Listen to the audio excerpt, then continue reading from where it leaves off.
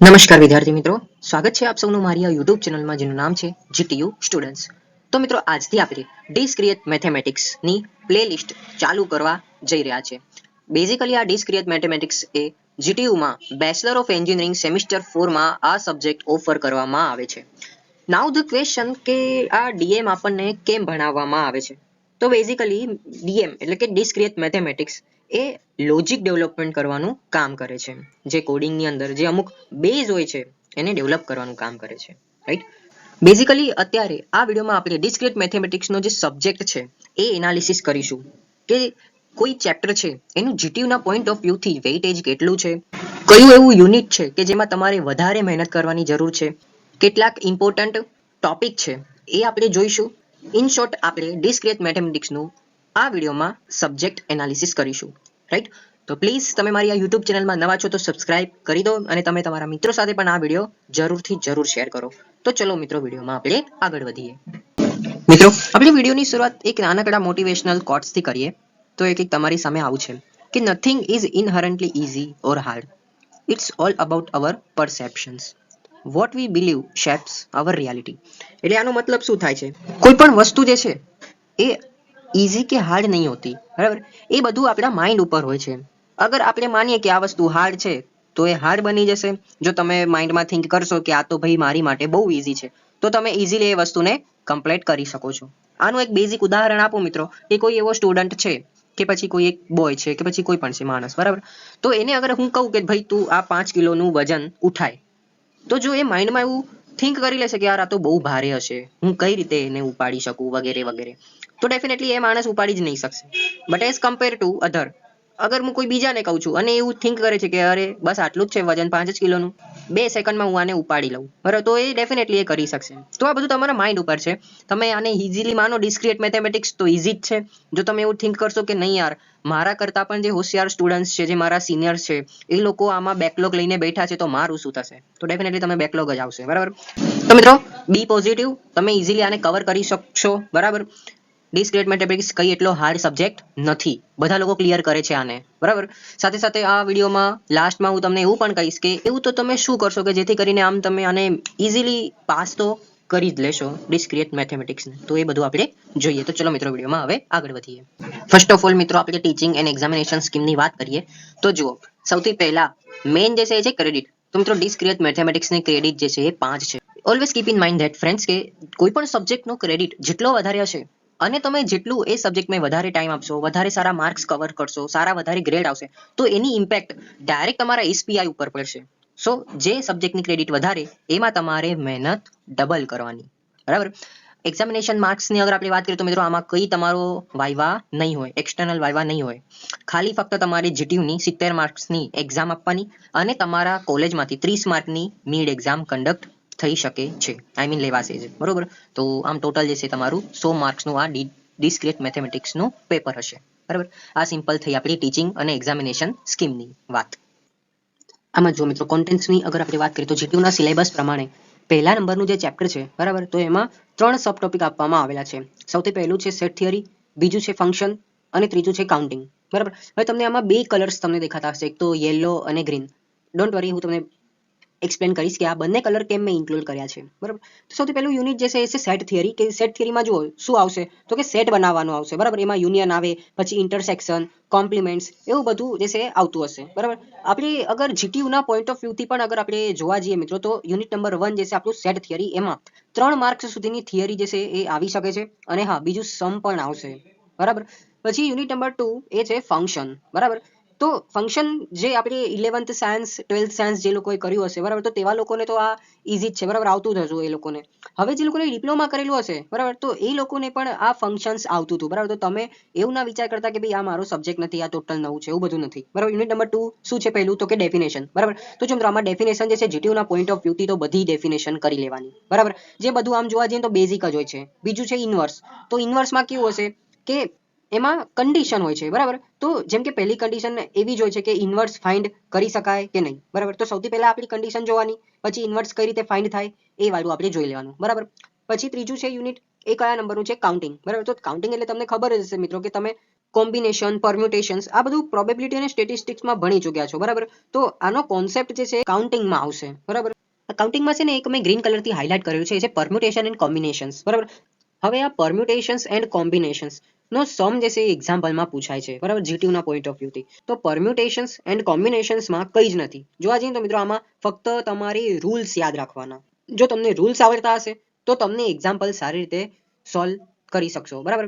તો જો અહીંયા જે બી મેં તમને ગ્રીન કલરથી હાઇલાઇટ કરેલું છે એ તમારે મોસ્ટ ઇમ્પોર્ટન્ટ છે, બરાબર. એ વસ્તુ તમારે મોસ્ટ ઇમ્પોર્ટન્ટ કરી લેવાની. અને જે મેં તમને યલો થી જે હાઇલાઇટ કરેલું છે એ તમારે 50% યાદ રાખવાની જરૂર છે, બરાબર. એટલે એવું બી ના કરતા કે નહીં યાર હું તો જવા દે ને આ વસ્તુ નહીં કરું, નહીં એવું ના કરતા, બરાબર. ગ્રીન અને યલો બંને જે છે ઇમ્પોર્ટન્ટ છે, પણ વધારે ફોકસ તમારે ગ્રીન વાળા જે બી પોઈન્ટ મેં મેન્શન કરેલા છે એ જીટીયુના ઓરિએન્ટેડ બહુ ઇમ્પોર્ટન્ટ છે, બરોબર. જો ચલો હવે આપણે બીજું યુનિટ જોઈએ. બીજું યુનિટ છે આપણું, એમાં બે સબ ટોપિક છે. પહેલું છે પ્રોપોઝિશન લોજિક અને બીજું છે પ્રિડિકેટ લોજિક, બરાબર. તો ચોથું અને પાંચમું આ બંને તમે જોઈને કંઈક તમને યાદ આવતું હશે, બરાબર. ડિજિટલ ફંડામેન્ટલ્સ બરાબર. એમાં આપણે શું કરતા હતા કે ટ્રુથ ટેબલ બનાવતા હતા, બરાબર.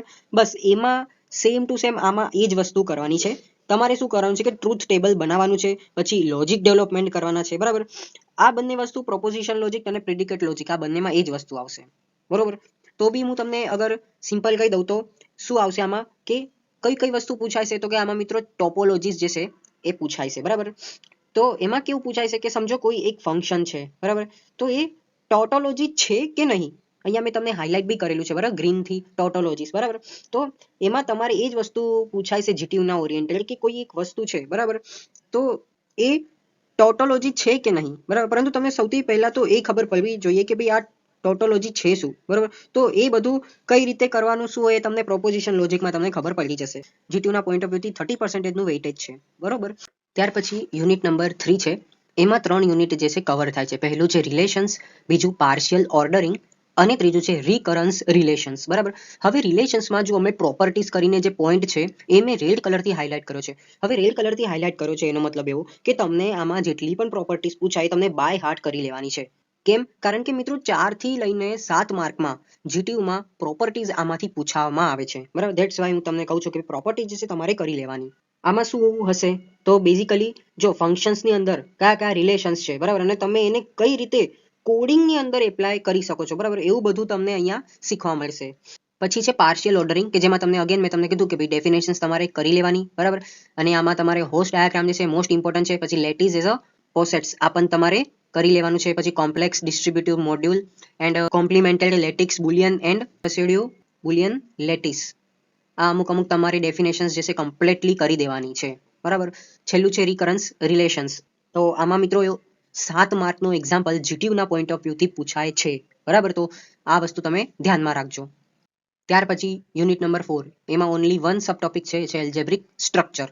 એલ્જેબ્રિક સ્ટ્રક્ચરમાં કંઈ નથી મિત્રો. બેઝિકલી જોવા જઈએ તો અત્યાર સુધી તમે જે બેઝિક એલ્જેબ્રા ભણી ગયા છો, બરાબર, મેથેમેટિક્સમાં જ આવતું હતું આ બધું, તો તેનું આ એક પ્રકારનું એડવાન્સ વર્ઝન છે, બરાબર.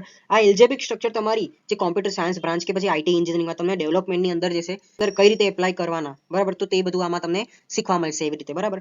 અગર આપણે જીટીયુના ઓરિએન્ટેડ અગર આપણે વાત કરીએ તો જુઓ મિત્રો આમાં જે છે થિયરી પણ આવે છે, બરાબર, અને સમ પણ આવશે. હા આમાં જો મિત્રો એક છે પરમ્યુટેશન્સ, બરાબર.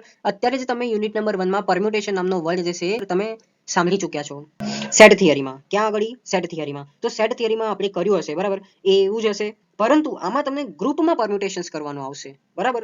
સો આ જીટીયુના પોઈન્ટ ઓફ વ્યૂથી અગર આપણે જોવા જઈએ તો ઇમ્પોર્ટન્ટ છે. બીજું કોસેટ, આમાં લેફ્ટ એન્ડ રાઈટ કોસેટના સમ આવે છે, બરાબર, તે પણ ઇમ્પોર્ટન્ટ હોય છે. તો તમારે આ વસ્તુ ધ્યાનમાં રાખી દેવાની છે. અને લાસ્ટ એક પોઈન્ટ છે ring integral domain and field, આ પણ એક ઇમ્પોર્ટન્ટ છે, ઠીક છે.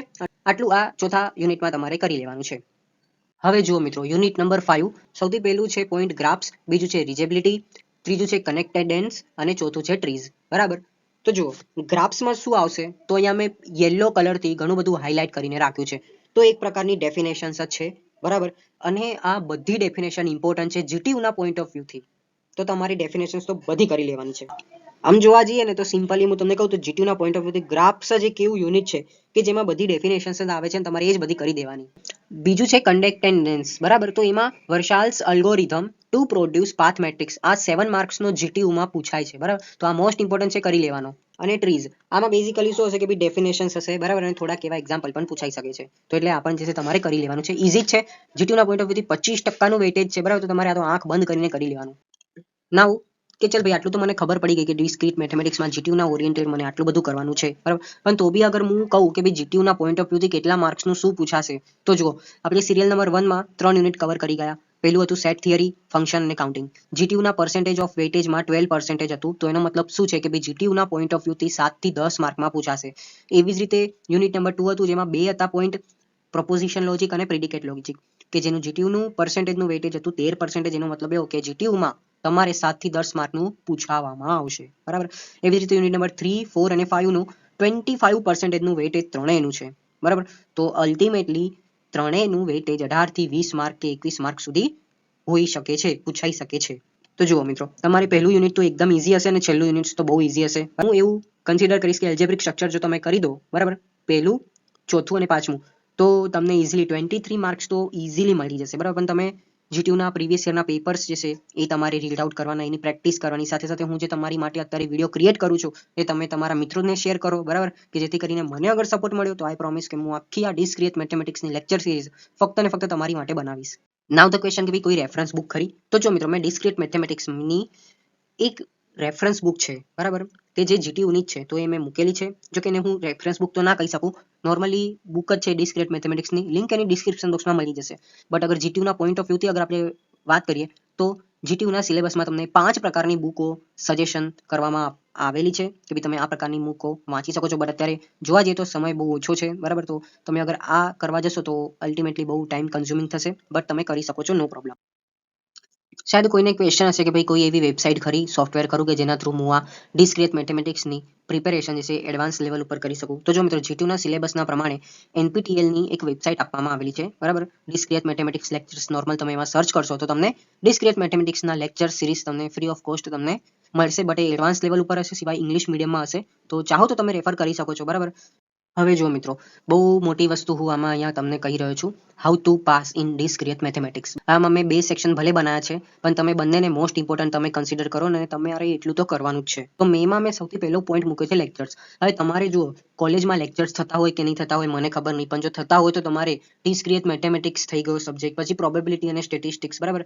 એવું નથી કે પર્ટિક્યુલરલી આ 2 જ સબ્જેક્ટ, પણ તમને અગર ખબર છે કે કોઈક એવા સબ્જેક્ટ એવા હોય છે કે જે તમને, જો તમને પ્રોફેસર ના ભણાવે પ્રોપર, તો તમને એ નહીં જ આવવાના. તો ગણિત જેવા આવા સબ્જેક્ટને તમારે લેક્ચર્સ જે છે એના કોઈ દિવસ બંક નહીં મારવાના. જેટલું પણ તમને સ્ટડી કરવા મળે લેક્ચર્સમાં તમારે સ્ટડી કરવાનું બરાબર. બટ અત્યારે સમય જે છે એ બહુ આગળ જતો રહ્યો છે. અગર તમને એવું લાગશે કે ભાઈ હવે તો યાર સમય જતો રહ્યો છે, હવે હું શું કરું, તો ડોન્ટ વરી, હું જે અત્યારે વિડીયો તમારી માટે ક્રિએટ કરું છું એ તો તમે સાથે સાથે જોજો. સાથે કદાચ કોઈ બીજા પ્રોફેસરના વિડીયો જો તમને ગમતા હોય યુટ્યુબ ઉપર, તો તમે એ પણ જોઈ શકો છો, ઠીક છે.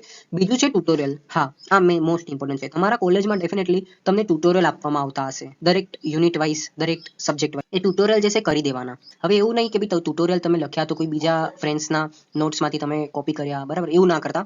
તમે તમારી જાતે, અગર તમે કોપી પણ કર્યા હોય તો નો ડાઉટ, બટ એને સમજવાનો પ્રયત્ન જરૂર કરજો, ઠીક છે, કે ભાઈ ટ્યુટોરિયલ જે છે એના દાખલા કઈ રીતે સોલ્વ કરવાના વગેરે વગેરે.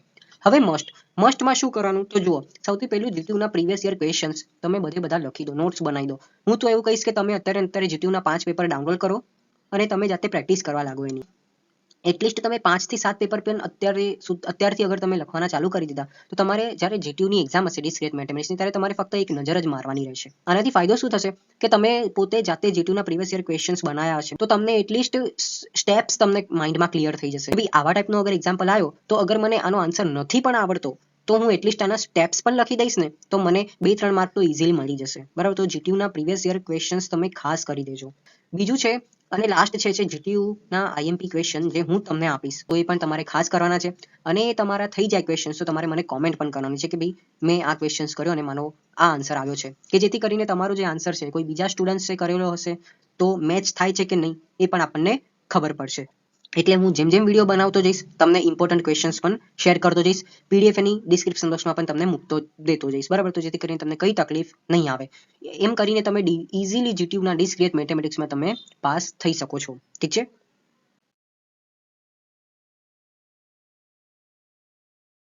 તો ફ્રેન્ડ્સ, આઈ જસ્ટ હોપ કે તમને ખબર પડી ગઈ હશે કે ડિસ્ક્રિએટ મેથેમેટિક્સમાં પાસ થવું એ કાંઈ મોટી વાત નથી બરાબર. પણ તમે ડેડિકેશનથી, એકદમ મસ્ત પ્રિપેરેશન પ્લાનિંગથી અગર તમે પ્રિપેરેશન કરો છો તો ડેફિનેટલી તમને આને એટલીસ્ટ 23 તો માર્ક કવર કરી જ શકશો, બરાબર. અને જેમ મેં તમને કીધું કે તમારે મસ્ટ આટલું તો કરવાનું જ છે, તો તમે એટલું તો જરૂર કરજો. અને પ્લીઝ તમે મારી આ યુટ્યુબ ચેનલમાં નવા છો તો આ વિડીયોને તમે તમારા મિત્રો સાથે શેર કરો, તમે તમારા વોટ્સઅપ ગ્રુપમાં આ વિડીયોને જરૂર શેર કરો, ઠીક છે. તમારો સપોર્ટ મળશે તો આઈ પ્રોમિસ આગળ પણ આપણે આવી રીતે વિડીયોઝ બનાવીશું અને મને પણ મોટિવેશન મળે છે, ઠીક છે. Thank you so much for watching this video. કંઈ પણ ક્વેશ્ચન હોય તો મને કોમેન્ટ કરી શકો છો, કાં તો પછી મને પર્સનલી ઇન્સ્ટાગ્રામમાં પણ મેસેજ કરી શકો છો. ત્યાં સુધી બાય.